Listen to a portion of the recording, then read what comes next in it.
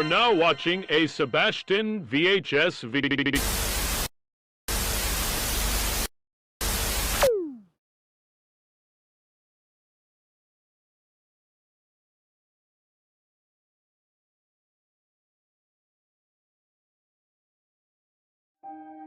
México es un país lleno de historia, cultura y tradiciones que han marcado al mundo.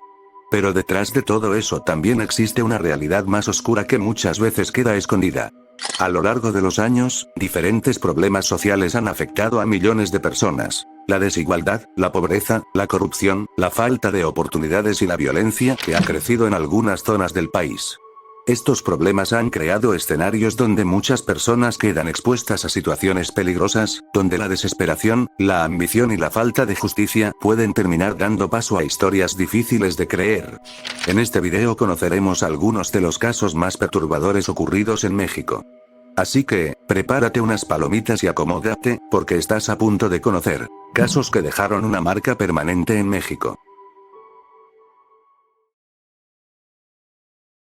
En una colonia común del Estado de México vivía un hombre que durante años pasó desapercibido para sus vecinos. Nadie imaginaba que detrás de una casa aparentemente normal podía encontrarse una de las escenas criminales más perturbadoras descubiertas en México. Una investigación revelaría una historia de asesinatos, desapariciones y secretos ocultos durante años. Este es el caso de Andrés Filomeno Mendoza Celis, conocido por los medios como el Caníbal de Atizapán, uno de los casos criminales más perturbadores descubiertos en México. La historia comienza en el municipio de Atizapán de Zaragoza, en el Estado de México. Durante muchos años, Andrés vivió en una casa sencilla, en una zona donde sus vecinos lo conocían. No era visto como alguien peligroso.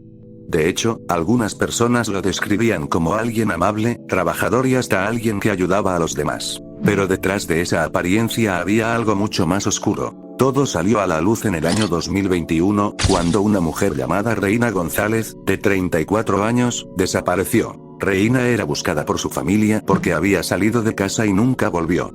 Con el paso de las horas y al no tener noticias de ella, comenzaron las investigaciones. Las autoridades descubrieron que una de las últimas personas con las que había tenido contacto era Andrés Mendoza. Cuando la policía llegó a su domicilio para investigarlo, encontraron algo que nadie esperaba. La casa no era simplemente un lugar donde había ocurrido un crimen.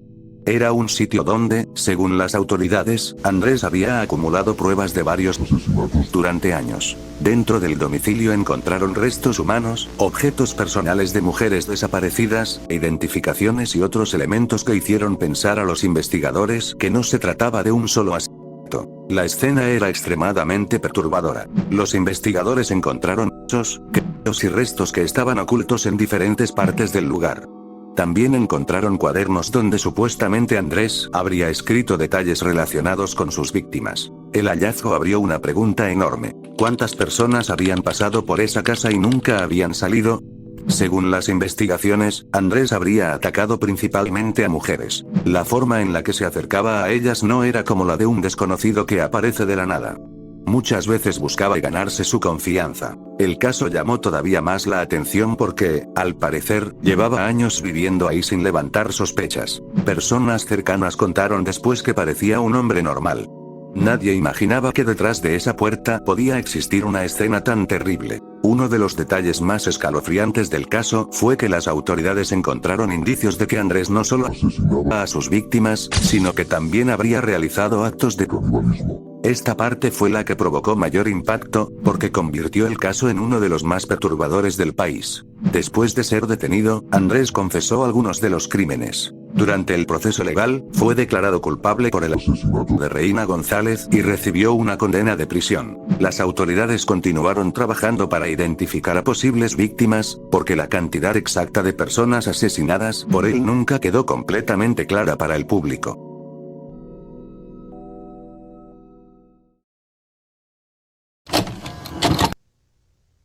En las rutas que atraviesan México hacia Estados Unidos, miles de migrantes arriesgan sus vidas buscando un futuro diferente. Pero en 2010, uno de esos viajes terminó convirtiéndose en una de las tragedias más crueles de la historia reciente del país. Este es el caso de la masacre de San Fernando, un hecho que mostró hasta dónde podía llegar la violencia del crimen organizado. y que dejó una herida muy profunda en México y en otros países de América Latina. La historia ocurrió en el municipio de San Fernando, en el estado de Tamaulipas, una zona que en esos años estaba marcada por la guerra entre grupos criminales que peleaban por controlar territorios y rutas de tráfico. Pero las víctimas de este caso no eran miembros de un grupo rival, eran migrantes. Personas que buscaban una vida mejor. En agosto de 2010, un grupo de migrantes viajaba por México con la intención de llegar a Estados Unidos. Muchos de ellos venían de países como Ecuador, Honduras, El Salvador y Brasil. En algún punto del viaje, el grupo fue interceptado.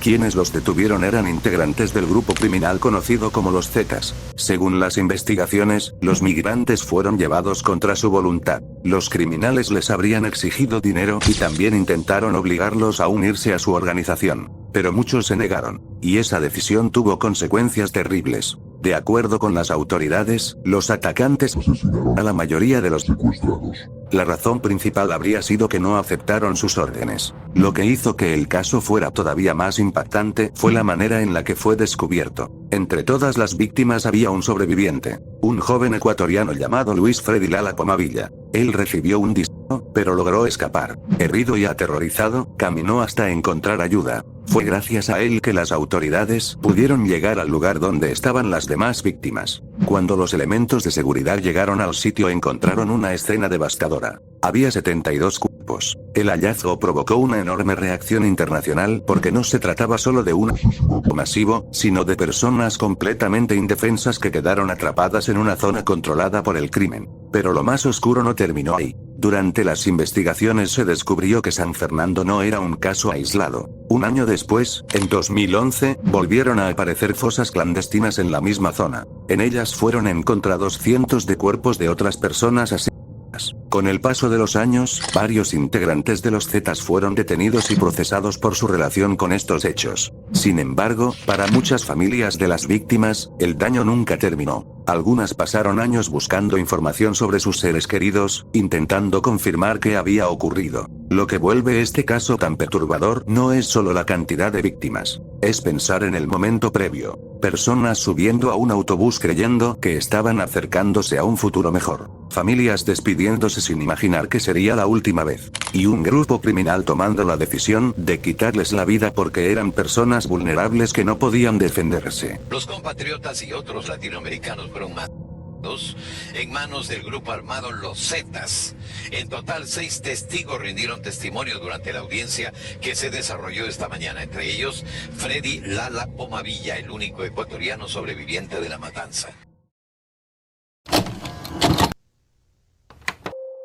En marzo de 2010, México entero siguió la desaparición de una niña de 4 años. Una familia pedía ayuda, las autoridades buscaban respuestas y millones de personas esperaban encontrarla con vida. Pero cuando finalmente apareció, el caso tomó un giro inesperado y se convirtió en uno de los misterios más polémicos del país. Este es el caso de Paulette Guevara Farah, uno de los casos más extraños y polémicos de México. A diferencia de otros casos criminales, este no se volvió famoso solamente por la desaparición de una niña, sino por todas las contradicciones, errores y preguntas que quedaron alrededor de la investigación. Paulette era una niña de 4 años que vivía con su familia en un departamento ubicado en Huixquilucan, Estado de México. La niña tenía una discapacidad motriz y dificultades para hablar, pero era descrita por su familia como una niña tranquila y cariñosa. La noche del 21 de marzo, según la versión de su familia, Paulette fue acostada en su habitación. Al día siguiente, algo extraño ocurrió.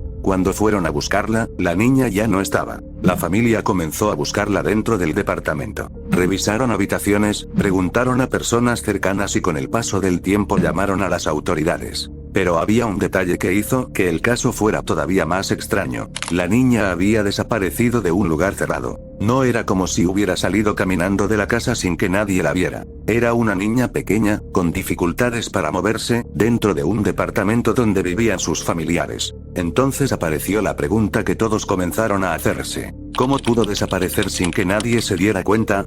El caso rápidamente llegó a los medios. La familia apareció en televisión pidiendo ayuda y buscando información. Se difundieron fotografías de Paulette y miles de personas comenzaron a hablar del caso. México entero seguía la historia. Parecía una búsqueda desesperada por encontrar a una niña desaparecida. Pero poco a poco comenzaron a aparecer detalles que hicieron que el caso se volviera más confuso. Uno de los momentos más recordados ocurrió cuando se realizaron entrevistas dentro de la habitación de Paulette. La madre de la niña, Lisette Farah, fue entrevistada en el cuarto de su hija mientras la cama y el espacio eran visibles. Muchas personas notaron detalles extraños en esas grabaciones y comenzaron a cuestionar si algo no estaba bien. La presión pública aumentó. La investigación comenzó a ser observada por todo el país. La policía revisó el departamento varias veces. Participaron investigadores, peritos y perros entrenados. Pero durante días no encontraron a Paulette. Y entonces ocurrió lo que hizo que el caso se volviera uno de los más polémicos de México. 9 días después de la desaparición, el cuerpo de Paulette fue encontrado. Pero lo impactante fue el lugar. Estaba en su propia habitación, en un espacio relacionado con su cama, el mismo lugar que había sido revisado durante la investigación. Esto provocó una enorme confusión. Muchas personas se preguntaron, ¿cómo era posible que una niña estuviera ahí todo el tiempo y nadie la encontrara? Después del hallazgo comenzaron los análisis. La investigación oficial determinó que Paulette murió por asfixia debido a una posición accidental. Según esta versión, la niña habría quedado atrapada entre el colchón y un espacio de la cama, y eso habría provocado su muerte. También se estableció que no había señales suficientes para confirmar que otra persona hubiera participado en el fallecimiento. Pero el caso nunca dejó de generar dudas. Muchas personas cuestionaron la investigación porque había puntos que parecían difíciles de explicar. Por ejemplo, la habitación había sido revisada. Hubo personas dentro del cuarto durante la búsqueda. El cuerpo apareció después en el mismo lugar. Esto hizo que surgieran muchas teorías y sospechas en redes sociales y medios. Hasta hoy, el caso sigue siendo recordado por esa mezcla de tristeza y misterio. Mi cuñada me pegó en las piernas, me zarandeó, me agarró las manos, me jaló el pelo, me aventaron toda clase de objetos. Me gritaban cosas de veras inhumanas. Las autoridades estaban viendo. Yo gritaba que me auxiliaban y no hicieron nada. Y bueno, después de conocer estos casos, es difícil no pensar en las situaciones tan complicadas que algunas personas han vivido y en las historias que quedaron marcadas con el paso del tiempo. Aunque estos temas pueden ser fuertes y difíciles de escuchar, también nos muestran una parte de la realidad que muchas veces permanece oculta y nos hacen reflexionar sobre lo que ocurre a nuestro alrededor. Gracias por acompañarme hasta el final de este video. Si llegaste hasta aquí, déjame saber tu opinión en los comentarios, me interesa conocer qué piensas sobre estos casos. Recuerda suscribirte al canal y dejar tu like, ya que eso ayuda mucho a seguir trayendo más historias y contenido como este. Nos vemos en el próximo video. Cuídense y tomen agüita.